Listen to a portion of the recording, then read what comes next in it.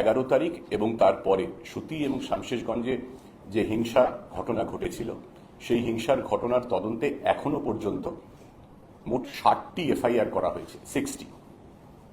এবং এই 60টি কেসে এখনো পর্যন্ত 274 জনকে আমরা গ্রেফতার করেছি, 274। এবং এই যে কেসগুলির তদন্তে একটি বিশেষ investigation team, special investigation team একটা গঠন করা হয়েছে। 11 সদস্যের এই সিটে স্পেশাল ইনভেস্টিগেশন টিম, তার নেতৃত্ব দিচ্ছেন সৈয়দ ওয়াকার রাজা, ডিআইজি মুর্শিদাবাদ রেঞ্জ, যিনি গত বেশ কয়েকদিন ধরে মুর্শিদাবাদে, জঙ্গিপুরে, বিশেষত শামশেরগঞ্জ থানায় ক্যাম্প করছেন। তদন্ত চলছে এবং আমরা প্রত্যেকটি কেসেই গুরুত্ব দিয়ে তদন্ত করছি। কয়েকদিন আগে আপনাদের জানিয়েছিলাম যে জাফরাবাদে 12 তারিখে বাবা এবং ছেলে হরগোবিন্দ দাস এবং চন্দন দাস একদল দুষ্কৃতীর হামলায় নিহত হন।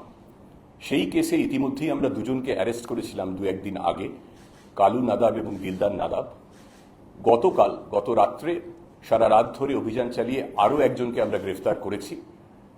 রাজ্য পুলিশের এসটিএফ তাকে গ্রেফতার করেছে সুতি থানা এলাকা থেকে। এলাকায় পরিস্থিতি এখন সম্পূর্ণ নিয়ন্ত্রণে। গত কয়েকদিনে 4 দিনে কোথাও কোনো অশান্তির বা অপ্রীতিকর ঘটনার খবর এখনো পর্যন্ত নেই। দোকানপাট, বাজারহাট এগুলো খুলে যাচ্ছে। সামগ্রিকভাবে দেখলে প্রায় 70% দোকানপাট, বাজার খুলছে এবং আমরা আশা করছি বাকি যেটুকু আছে সেটা আজকাল পরশুর মধ্যে সম্পূর্ণ খুলে যাবে এবং সম্পূর্ণ স্বাভাবিক ছন্দে আবার শামশেরগঞ্জ